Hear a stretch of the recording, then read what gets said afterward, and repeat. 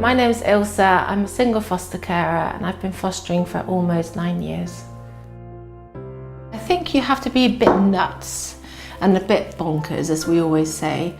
You have to be open, I think, and really be able to just give everything, give all you've got, and you can't be possessive over things like, cat flaps that get broken or iPads that get dropped.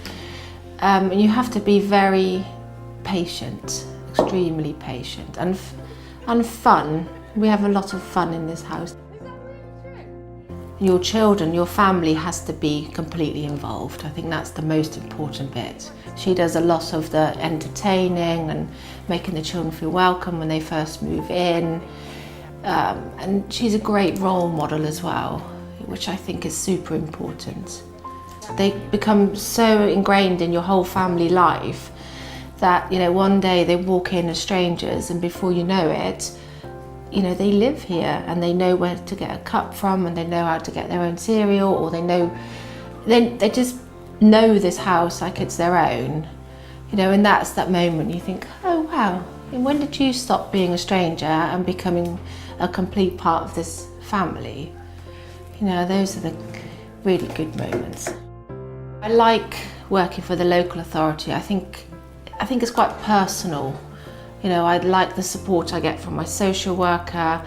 I've never really thought of going anywhere else. Recently bumped into a parent whose child I fostered, who thanked me in the middle of a shopping centre and hugged me and said, "Thank you so much.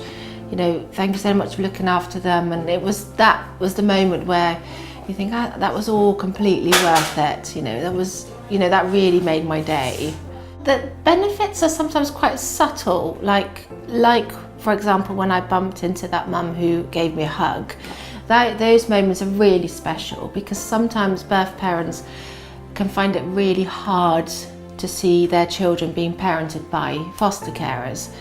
And if you can work with birth parents, it makes your life so much easier and the children's lives. If they know birth mum and foster carer get on well, or well enough, it makes their lives so much more comfortable. It kind of gives them permission to be happy. It's the little things like, sometimes when children come into foster care, their self-esteem is sort of rock bottom, and you can see it in the way that they walk and move, and their faces are withdrawn, and what you really want to do is just scoop them up and hug them and feed them really nice food, and that isn't necessarily what they want. So the benefits of seeing them grow into confident children are that they will ask for things and they shine. They lift their chins up and they become really confident little people, and those are the moments where you think, wow, we are doing a really good job.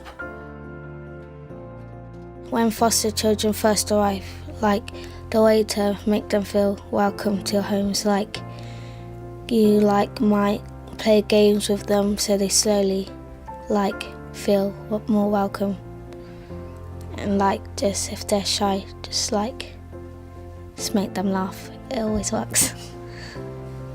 Make sure that you're making the right choice, because if you don't make the right choice and you think, oh yeah, it won't be that hard, it might not be very nice on the child.